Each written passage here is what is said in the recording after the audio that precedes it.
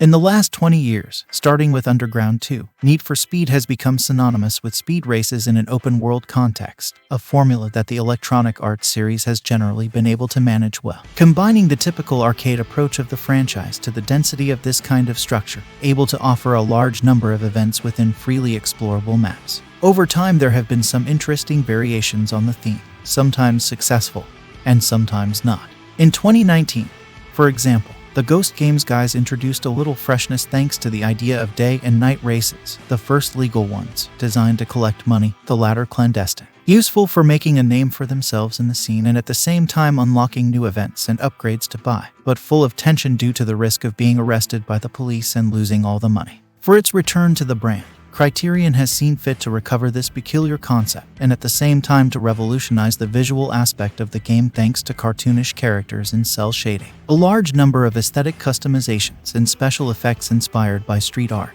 What came of it? Read on for our Need for Speed Unbound review to find out. If memory serves us well, Need for Speed has basically been telling the same story for several editions, based on a betrayal and the protagonist's desire to get revenge by racing.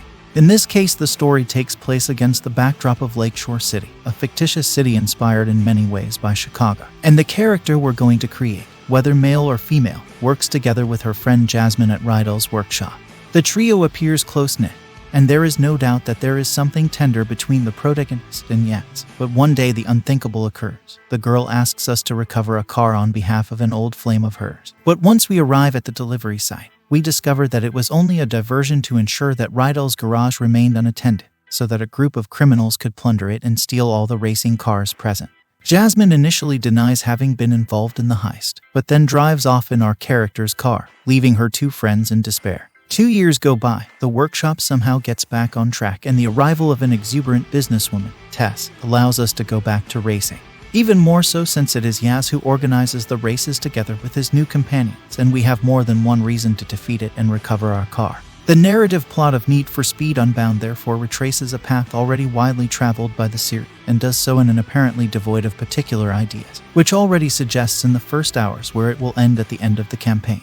We said at the beginning that the open-world approach is now an aspect that is taken almost for granted when approaching an episode of Need for Speed, and from this point of view Unbound is no exception, even if it doesn't shine in terms of innovation. The Lakeshore City map is fairly large and can offer suggestive panoramas, but in reality you will spend your time moving from point A to point B to participate in a race, or to return to one of the available shelters, without however the possibility of resort to fast travel. The feeling is that of a scenery that is beautiful to look at but basically arid, and that's a great shame.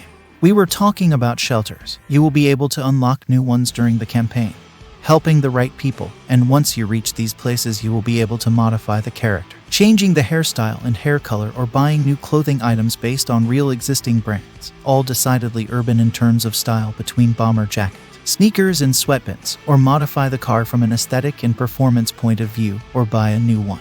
Owning several vehicles can of course be useful for participating in events limited to specific category and performance indexes. Entering a shelter will also allow us to go from day to night. The two different moments imply the possibility of participating in different challenges.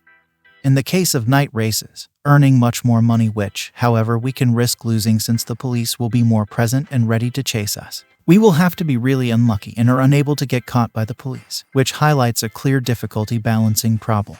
The tuning in Need for Speed Unbound appears very rich in all respects, and it could not be otherwise considering the tradition of the series. We will be able to revolutionize the design of the car. Add lights and sounds, change the special effects displayed when we drift and jumps, but also replace various mechanical components to upgrade the vehicle and make it more competitive. Access to the most advanced upgrades, however, will be linked to the improvement of the workshop, and it will take a lot of good money to do it. To collect them we will obviously have to participate in the tenders visible on the map, often paying a registration fee, and therefore risking not getting the desired return. Especially because at the intermediate difficulty level the Criterion title turns out to be quite difficult, and characterized by an elastic effect quite stark and frustrating, which can translate into literally losing the race at the last corner due to a single unfortunate oversight. Once we decide that we will participate in the grand, the legendary tournament organized in this case by our old friend Jasmine. The structure of Unbound switches from a review of random events to weekly qualifications with very specific objectives and different stipulations, with also the obligation to collect a certain amount of money in order to be able to pay for the registration for the final confrontation, which takes place in the context of various elimination races. On the gameplay side, Need for Speed Unbound clearly proposes the arcade approach that has always been prevalent for the E-Series, albeit with some differences from the aforementioned Heat. The drift is in fact still essential to be able to go through the hairpin bends at speed, but it tends to leave little control or to slip too much. And at that point they come into play of the unsympathetic obstacles, which in the episode developed by Ghost Games generally did not arise. Let's be clear, environmental destructibility is still very high and the Frostbite graphics engine manages the disintegration of guardrails, poles, fences and so on with great ease as we cross them with the car. But the cars belonging to the traffic and some walls pop up more often on our way, triggering an impact that can slow us down to the point of making us overtake by one or more opponents and losing the race, also and above all due to the elastic effect we have already mentioned. When this happens, it is very frustrating. Returning to the drifts, together with the jumps, they are among the acrobatic maneuvers of the game, and as such they can count on special effects that refer to the aesthetics of graffiti, and which embellish our car, drawing wings and circles around it, or producing a colored smoke, all aspects that we will be able to modify through the editor present inside the shelters, the same one that allows you to mount new components to improve performance. In short, a good job has been done on the customization front. The biggest problem we encountered concerns the appeal of the experience, in the sense that the system of alternating between day and night in Unbound was implemented in a vague and half-hearted way compared to Heat. Also due to the police chases rendered in a trivial and inconsistent way, while the types of tenders available are fairly varied but have already been seen. In short, a valid and concrete reason is not provided to dissect the offer, and so we simply find ourselves opting for the events that guarantee the greatest profit to proceed more quickly in the countryside. We come then to the technical sector of the game, which as you know is undoubtedly characterized by an original and unexpected style. The characters are made in cell shading, and our performances on the street are accompanied by the designed visual effects we talked about a moment ago, but the cars and scenarios instead have normal graphics, tending towards realism. Predictable concessions for a driving game with real cars, but underlining a certain lack of courage. Why not apply cell shading to the whole game?